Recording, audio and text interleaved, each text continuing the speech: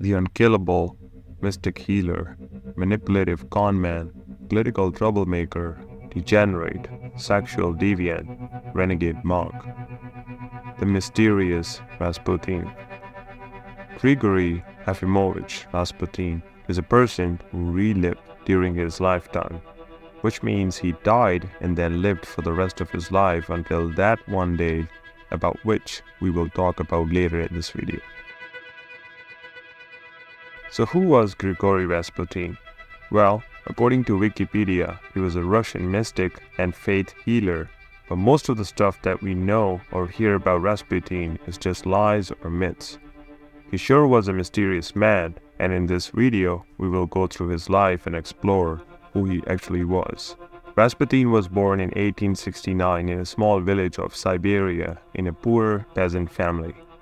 His father, Yefim, was a poor farmer and also worked as a courier for the government at that time.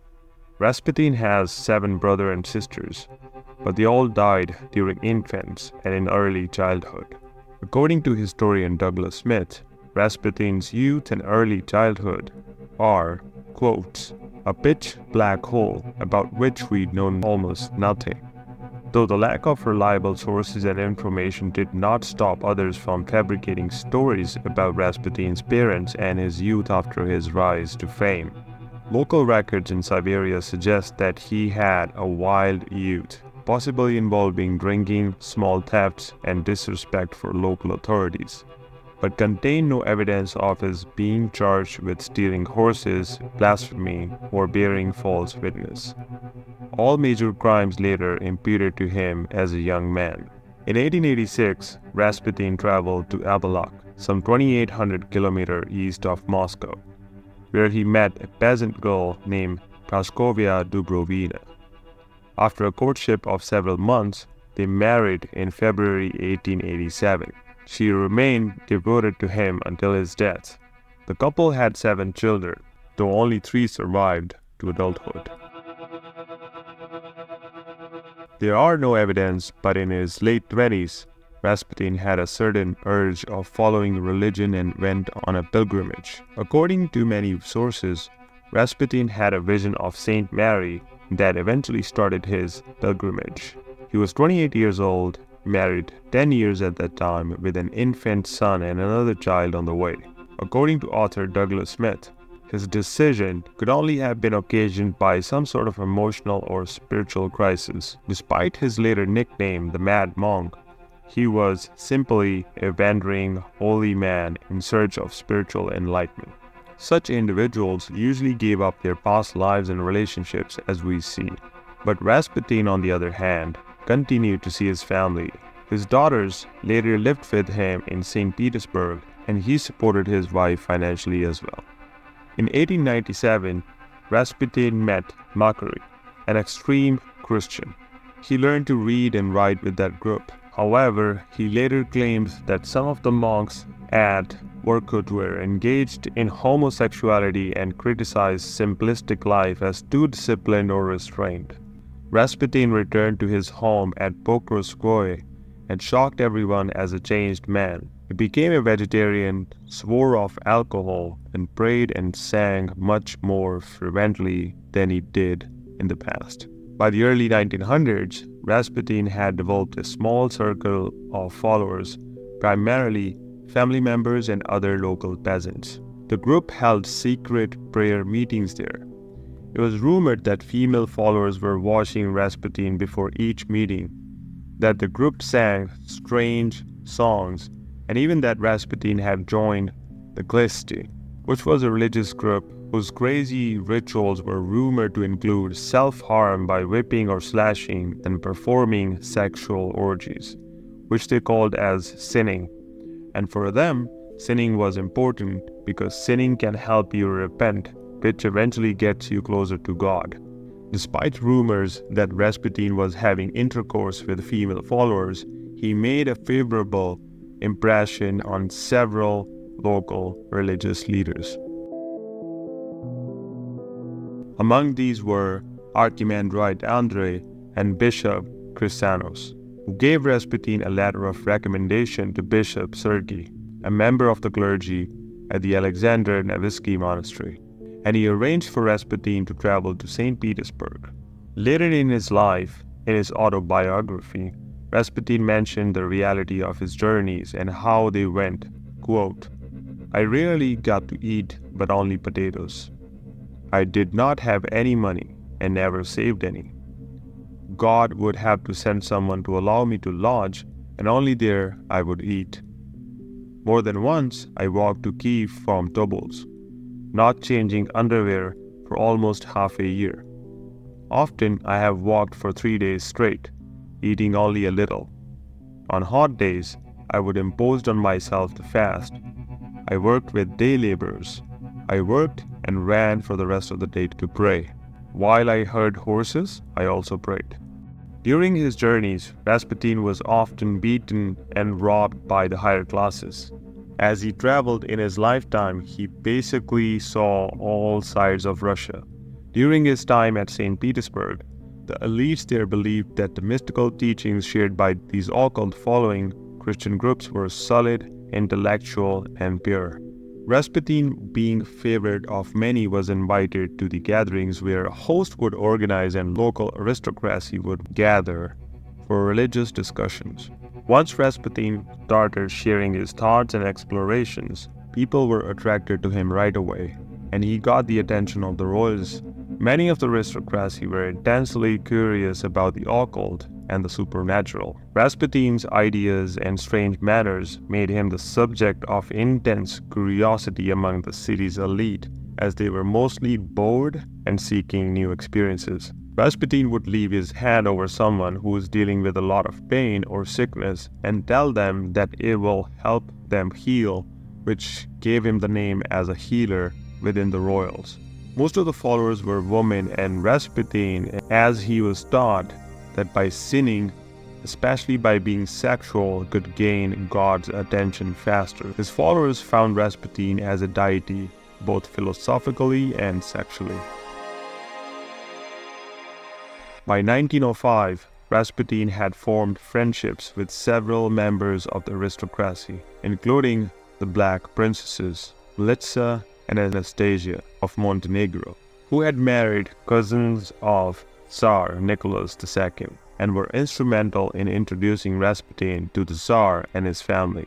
To understand why Rasputin gained so much power, we need to understand the couple in depth. Much of Rasputin's influence within the imperial family stemmed from the belief by Alexandra that he had on several occasions eased Alexei's pain and stopped his bleeding. According to historian Mark Farrow, the Tsarina had a passionate attachment to Rasputin, believing he could heal her son's afflictions. When Rasputin arrived in Tsar's family, Nicholas was at his weakest point. He was lucky that he was alive and still a ruler, considering the rights and anger towards the ruler from his own public. Alexandra's friend Anna became convinced that Rasputin had miraculous powers shortly thereafter and became one of his most influential advocates. During the summer of 1912, Alexei developed a hemorrhage in his thigh and groin after a jolting carriage ride. In severe pain and delirious with fever, he appeared close to death. In desperation, Alexandra asked Anna to send Rasputin, who was in Siberia at the time, a telegram, asking him to pray for her son. Rasputin wrote back quickly, telling the Tsarina that, quote, "God has seen your tears and heard your prayers. Do not grieve, the little one will not die. Do not allow the doctors to bother him too much." Unquote. Alexei's bleeding stopped in a few days. How could the Empress not trust Rasputin after that?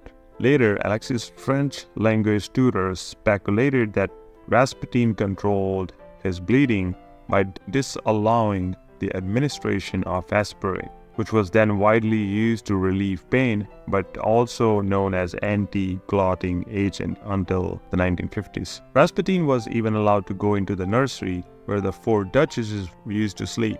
He often visited them even when they were in their nightgowns. Sofia Ivanovna Tucheva was a maid of honor and a teacher of the daughters of Nikolai II of Russia.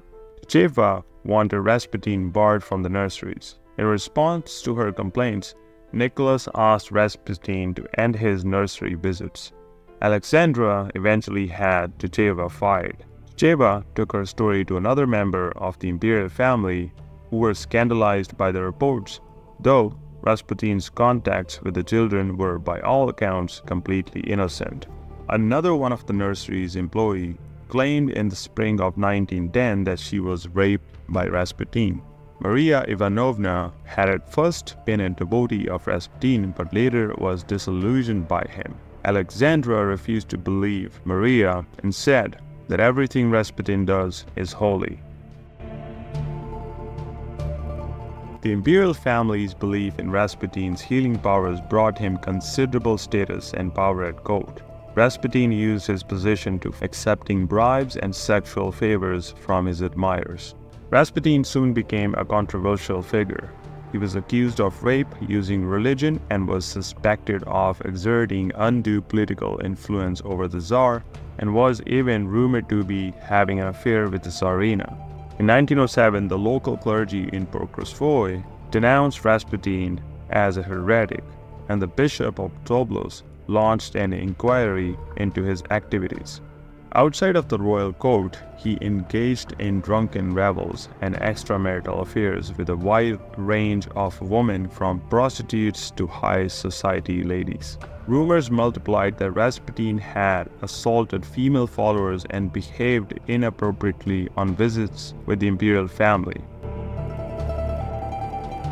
During this period, the First World War, the dissolution of feudalism and a meddling government bureaucracy all contributed to Russia's rapid economic decline. Many laid the blame on Alexandra and Rasputin, as Tsarina was of German origin, and there were rumors that her and Rasputin were acting as spies for Germany.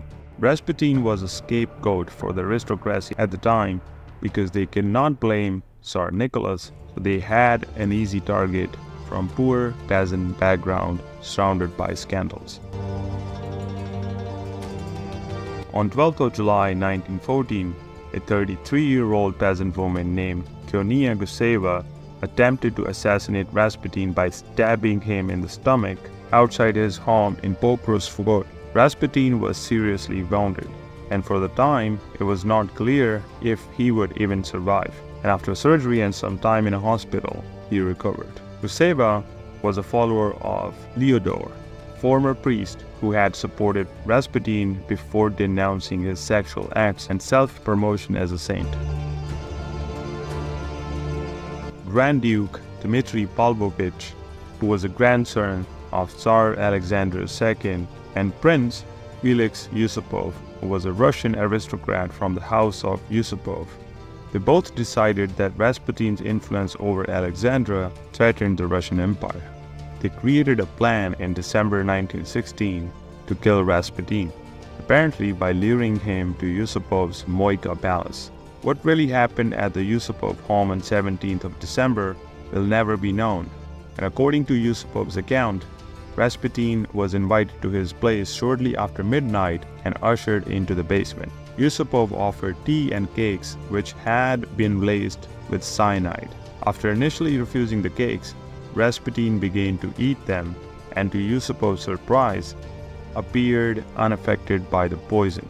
Rasputin then asked for some Madeira wine, which also had been poisoned, and he drank 3 glasses but still showed no sign of distress. And at around 2:30 a.m., Yusupov excused himself to go upstairs, where his fellow conspirators were waiting. He took a revolver from Pavlovich, then returned to the basement and told Rasputin that he better look at the crucifix in the room and say a prayer, and then shot him once in the chest. The conspirators then drove to Rasputin's apartment, wearing Rasputin's coat and hat in an attempt to make it look as though Rasputin had returned home that night. Upon returning to his palace, Yusupov went back to the basement to ensure that Rasputin was dead. Suddenly, Rasputin stood up and attacked Yusupov and others violently. Yusupov freed himself with some effort and ran upstairs. Rasputin followed Yusupov into the palace's courtyard, where he was shot by Purishkevich. He died of 3 gunshot wounds, one of which was a close-range shot to his forehead. He collapsed into the snowbank. All three of them then wrapped his body in clothes, drove it to the Petrovsky Bridge and dropped it into the Little Nevka River. Rasputin's body was found under the river ice on 1st of January. The city's senior autopsy surgeon examined the body and he found out the bullets which hit Rasputin. The shocking part was that he claimed he found no evidence that Rasputin had been poisoned and that they found no water in Rasputin's lungs. Some later accounts claimed that Rasputin's penis had been severed, but the autopsy surgeon found his genitals intact.